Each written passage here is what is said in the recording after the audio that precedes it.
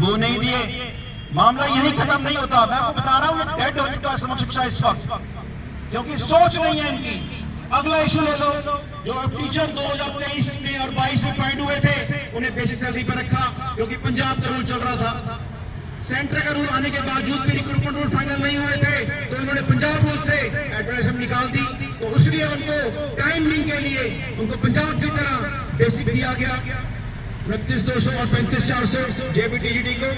जो चंडीगढ़ शहर में जहाँ का लिविंग इंडेक्स बहुत हाई है, वहाँ पे इन पैसे गुजारा करना बहुत मुश्किल है, हम जानते हैं। अब ये मत सोचिए कि इन चीजों का पता नहीं है हमें पता है इन चीजों का। उसके बाद गवर्नमेंट ऑफ इंडिया ने ये भी इन्होंने ये कहा, चंडीगढ़ प्रशासन ने भी, कि 1 अप्रैल 2022 से 7 CPC इंप्लीमेंट हो चुका है, इसके बेनिफिट मिलने चाहिए।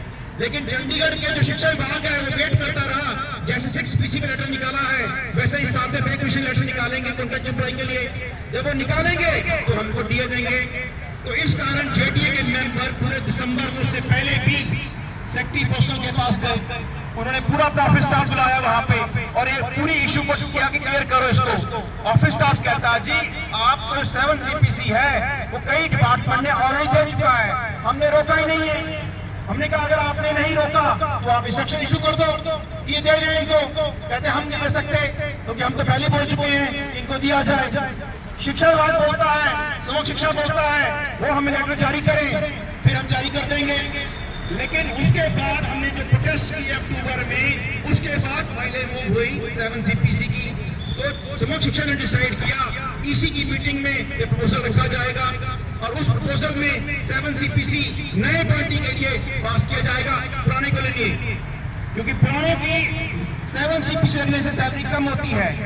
उसके लिए JD के मेंबर ने लगातार उनके पास गए, सेक्रेटरी पोस्टल के पास गए और उसमें उनको ऑफिशियल जो ये फाइल बनाता है उसको बोला हमने ये बात। तो उसने कहा मैं आपका नुकसान होने नहीं दूंगा, लेकिन मुझे थोड़ा समय दो, समय के साथ फाइल बनाऊंगा ताकि आपकी उसमें पे प्रोटेक्शन हो, सैलरी आपकी 7 CPC में 6 PC के मुकाबले कम ना हो, ये इसका ख्याल रखा जाएगा, लेकिन हमें समय दो। हमने कहा समय दिया, हमें कोई इश्यू नहीं है, क्योंकि ना तो 7 CPC लगने हमारा कोई फायदा होगा ना कोई नुकसान होगा।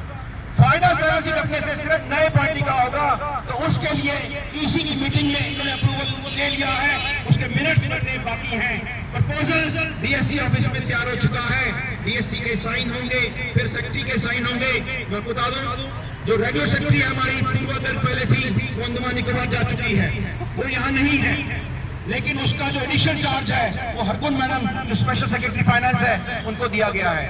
अब JD कोशिश होगी ये फाइल 7 CPC की भी और DA की फाइल दोबारा तैयार हो रही है JD के प्रेशर से, वो फाइल पर DSC के साइन होंगे। तो 3 जो DA हैं आपके 38%, 42%, 40% DSC के साइन के बाद ES के अप्रूवल के बाद वो दिया जाएगा।